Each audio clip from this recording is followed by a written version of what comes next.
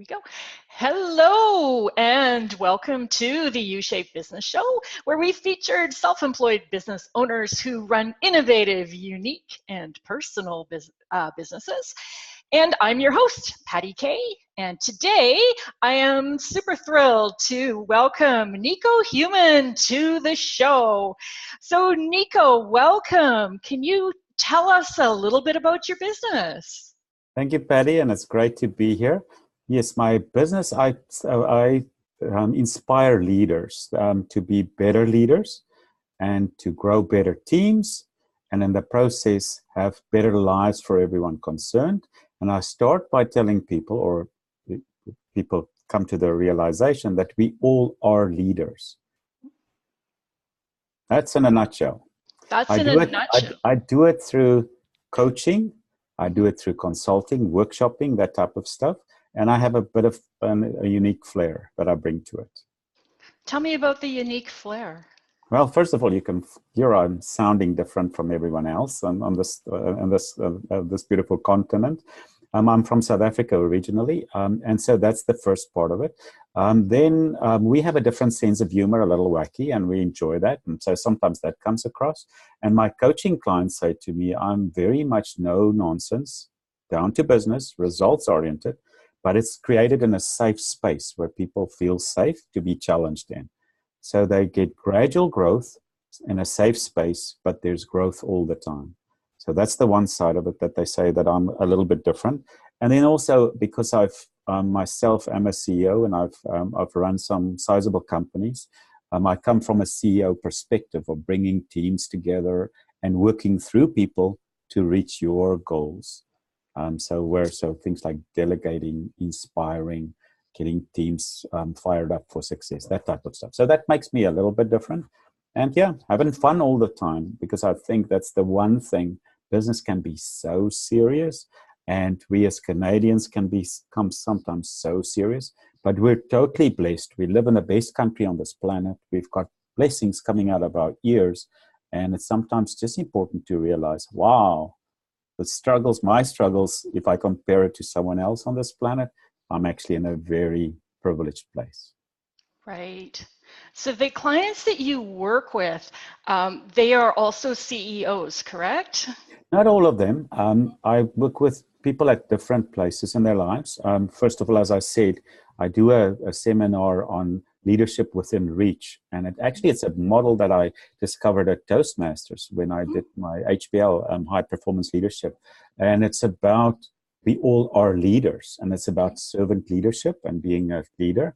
And once you discover that, how to take that to the next level. But because I've come from a sort of a business background and I've run these companies, it was a natural thing for me to get hired by my peers because I was in these CEO forums. And so they were the first people who hired me, and I worked with their teams. And I started doing the 5 dysfunctions of a team type workshops, Patrick Lencioni's work, that type of stuff, because that's what I had implemented in the company that I was CEO of. And so that led to, the first assignments. But today I coach people in different places in their lives, but also different places across the globe. So you do your coaching like this via Zoom? Actually not, no. Most of it is done by phone. Maybe I'm a bit old-fashioned. I'm a coactive coach, and that's how we were taught to do it in the first place.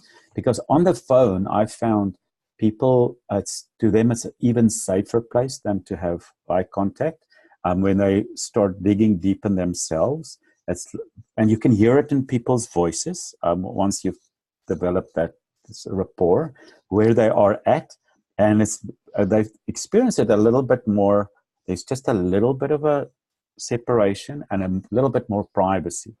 So yeah, and also the other thing is, many of these coaching calls take place when someone's waiting for a plane on an airport, because that's what CEOs do or leaders do. They travel a lot, so you can fit it in then and get your hour while they're waiting and they get to do their homework and send it to me by the end of the hour, and it's all encapsulated, and we can grow very quickly. So it's to be adaptive. I won't say no to someone who wants to be coached in person. I've done that. And I won't say no. I've got Zoom facilities as well to do that. But at the moment, everyone I'm working with is on the phone. Interesting. I've experienced that myself, getting coaching, Yeah. how there is that little layer of privacy or whatever that comes up when you're not on video and you're not making eye contact or attempting to make eye contact via camera. So that's a Yeah. really good Yeah, and point. we for example, I'm a KCO forum chair as well, a certified forum chair with them, and we get together early in the mornings for coaching calls or to do our business across Canada. And there are people in my position as far as Halifax and as far as Victoria. And so we all come together, we see each other, but some people, they say, I'm not camera ready this morning. So that's, okay, so fine. We don't see the face, but that rapport is built. And, it's there are so many tools these days, which is fantastic. Yeah. And it empowers us to do fun stuff. But sometimes, you got to see that smile. Look at your smile now. You got to see it sometimes. So that makes a big difference too. Yes, yes. So you told me a little bit about, inspiring leaders and having fun. Is there more to your why behind your business? Is there like a larger purpose that you feel like you're part of, or what, really lights you up about doing the work that you do? Well, I feel I'm on this planet to see that growth in people, to, if they're stuck, to see that, okay, I've just asked the right questions. I've just held them in a safe, respectful place, but I've challenged them. And then the penny drops, and you can nearly see how the gears are, moving, and then they mesh. And I love that moment. Or if you're in I do trust work, teamwork, to build a trust culture in companies. When this group has been struggling and they haven't had each other's backs, and we go through some of the exercises, and you can see them moving closer, and the leader is, leading, and it's vulnerable, shows vulnerability, and the group starts meshing, and they start challenging each other, and the next moment you just see, oh wow, they're starting to move forward. And then when you called in 6 months later, you come back and it's a different team, and they've moved to a different place, and they're serving humanity so much better. They're doing what they're doing so much better. You feel, oh wow, I was just part of this by just asking the right questions, basically, and challenging at the right times, but holding that respectful distance. So that I love. And then another thing is, as a South African, we grew up in conflict. So conflict is to us like, I don't know, going to work. It's just there in South Africa. So to see in Canadians especially, they're very afraid, some of them, for conflict, and they see conflict as a negative thing. But if you see it in the sense of, if there's disagreement, or I can speak my mind, I can bring my idea to the table, there's no fear for retribution, nothing will be held against me. As a team, we can go to a different place.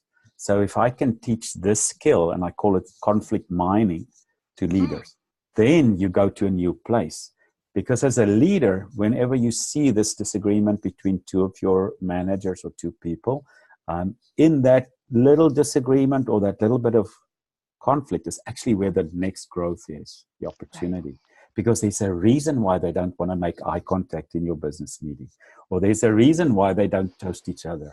And if you get curious about it and you start challenging them, it's normally something that's totally easily fixable, and you can move forward.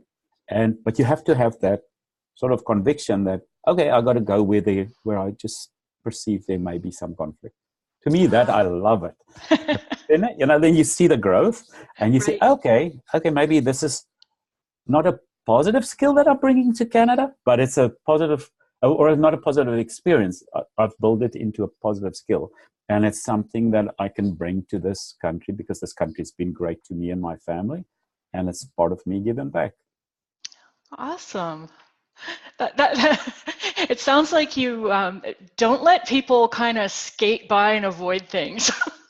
Yes, but actually one of my coaching customers said to me the other day that they enjoy it, that it's a safe place still.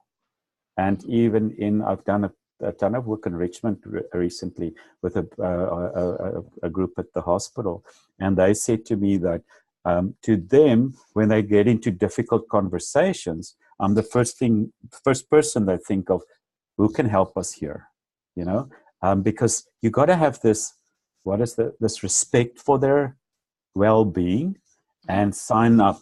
This is an assignment. This is a privilege, and it's a responsibility.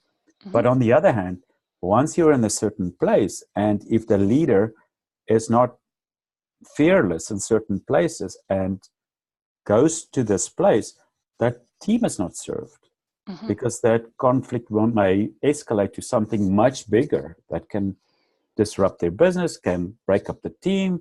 So you're going to fix it when it's fixable.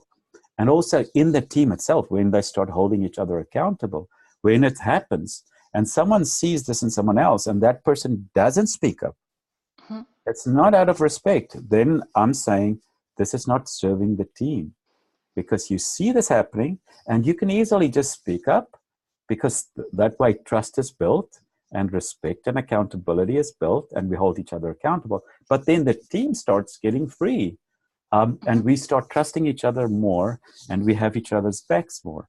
Because tomorrow I'm going to do it, or in a week's time you'll do it, but we are all on this path together, this journey of life. Why don't we make it the best we can do it? Makes sense? Yeah, that sounds awesome. And it just gives me this sense of a group of people working together and actually showing up as their true selves. Yes. And contributing everything that they've got, because the environment supports them in doing so. That's true. And funny how it works. When you start doing it, and when this trust culture builds inside the company, it's actually been proven that the business results go up by 300%. Because transactions, everything, the speed is faster, everything happens faster, but costs are down too, because now all of a sudden there's no need for all procedures and different lawyers and different accounting practices. You just do the basics there, because people trust each other and they move faster. The business blossoms, because now they can be faster than their competition. They can be to the marketplace earlier. They have a freer information flow. So if something is off kilter, they can make that adjustment quicker, and the business blossoms. So, but it starts with people. It starts with relationships. Exactly. So that's kind of the business case. So, because this program is meant to be helpful and inspiring to people who are self-employed and running businesses on their own, I'm wondering if you would be willing to share a piece of business advice that you learned along the way. Like, if you could go back in time to when you were starting out, or maybe in a tough place in your business, what would you say to you? What would you advise you? Okay, I'm in actually what we call my third chapter. I don't know if you've read the book. There's a book called The Third Chapter. I forget the speaker now, or the name of the author now. But it's where you build your passion career, where you've now done the different things.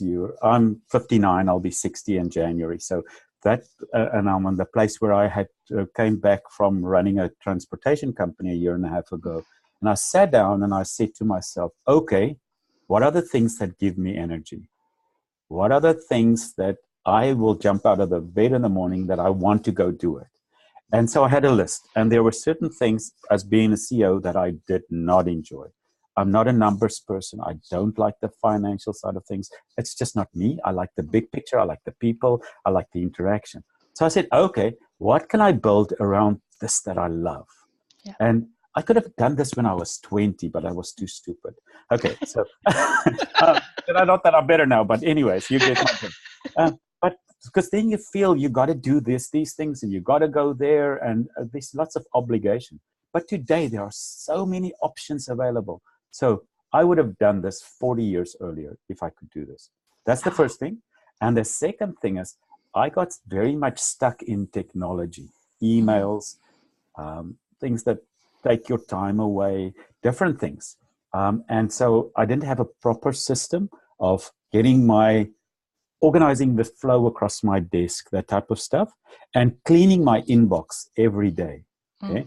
I recently started doing that. And since I've done that, it's as though your mind opens up because you don't have all this clutter in your mind. It's psychological clutter, but it's in your mind. If you have a system where it's sorted immediately and you have a task for it and it's in a place where you know I'll follow up in 2 weeks on that particular thing, your mind cleans up.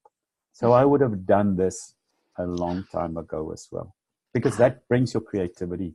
So those two things, okay? Find your passions, find what gives you energy, and then build your career around it. And the second thing, get super organized so that your mind is open. Fantastic. Thank you so much, Nico. It's been awesome to have you here on the show.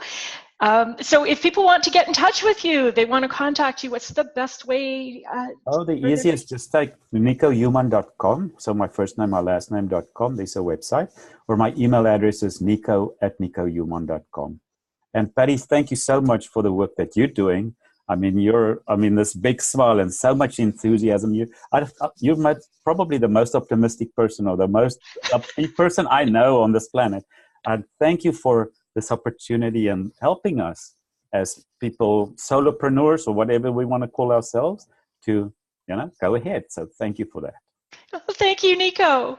And I will post Nico's contact information probably somewhere around this video, underneath it or beside it, however it shows up online. And if you enjoyed this interview, you can visit my website at pattyk.com to get more. Bye for now.